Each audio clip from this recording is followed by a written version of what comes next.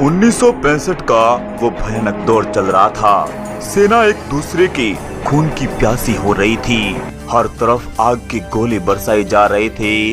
बंदूकों से निकली गोलियां हर किसी को तबाह कर रही थी। इसी मंजर में भारतीय सेना पाकिस्तान के अंदर तक 35 किलोमीटर चली गई थी। इन्हीं टैंकों वाली रेजिमेंट पूना हॉर्स को लीड कर रहे थे कमांडिंग ऑफिसर AB तारापोर। युद्ध भूमि में ही कमांडिंग ऑफिसर तारापोर ने अपने साथी मेजर निरंजन सिंह चीमा को अपने पास एक कोने में बुलाया। उनका एक ही सवाल था, अगर मैं युद्ध भूमि में मारा जाता हूँ तो मुझे इसी युद्ध भूमि में दफनाया जाए। मेरी प्रेयर बुक मेरी माँ के पास भिजवा देना और ये मेरे सोने की चेन मेरी पत्नी के हाथ में देना और साथ ही ये अंगूठी मेरी बेटी के पास भिजवा दी जाए। और हाँ, मेरा ये फेवरेट फाउंटेन पेन मेरे बेटे जर्जिस को सुपुर्द कर दीजिएगा, क्योंकि आगे जाकर उसे भी तो सेना ज्वाइन करनी है। असल में पाकिस्तान के पंजाब वाले इलाकों में ये जंग चल रही थी।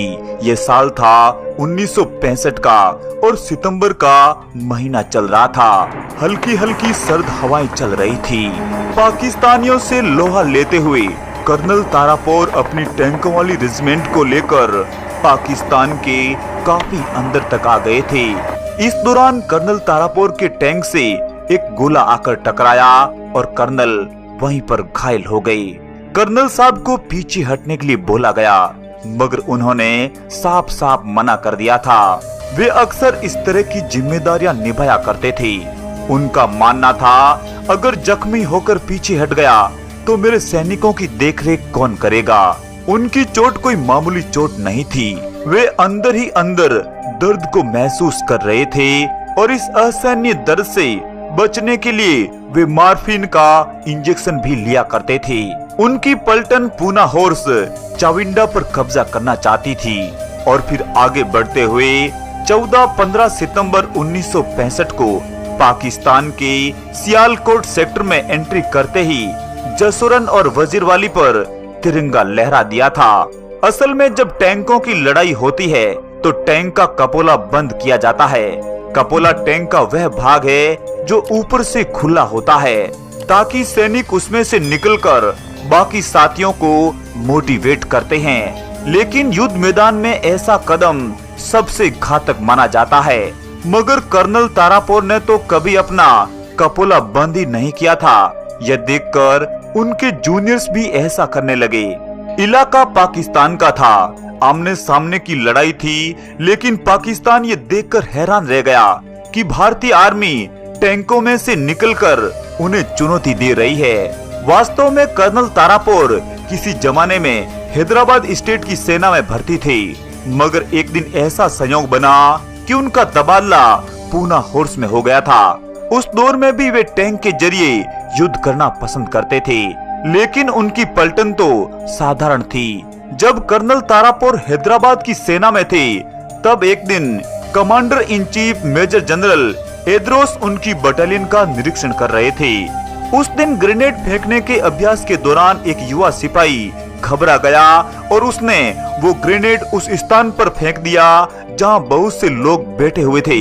इससे पहले कि वो फटता, तारापोर बिजली की तेजी से दौड़े और उस ग्रेनेड को उठाकर दूसरी तरफ फेंक दिया।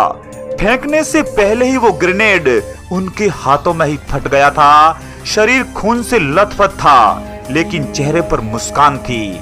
उस ग्रेनेड के काफी सर्रे उनके सीने में घुस गए। धीरे धीरे वह घाव भी बढ़ गया था, लेकिन मेजर जनरल उनसे बेहद प्रभावित हुए थे और यहाँ तक पूछ लिया कि उनके लिए वे क्या कर सकते हैं। तो फिर कर्नल तारापोर का एक ही जवाब था, उनका तबादला आर्म्ड डिवीजन में कर दिया जाए।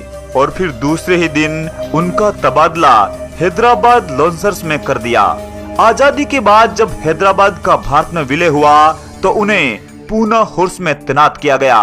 कर्नल साहब की प्रशंसा भारत ही नहीं बल्कि पाकिस्तान में भी होती थी।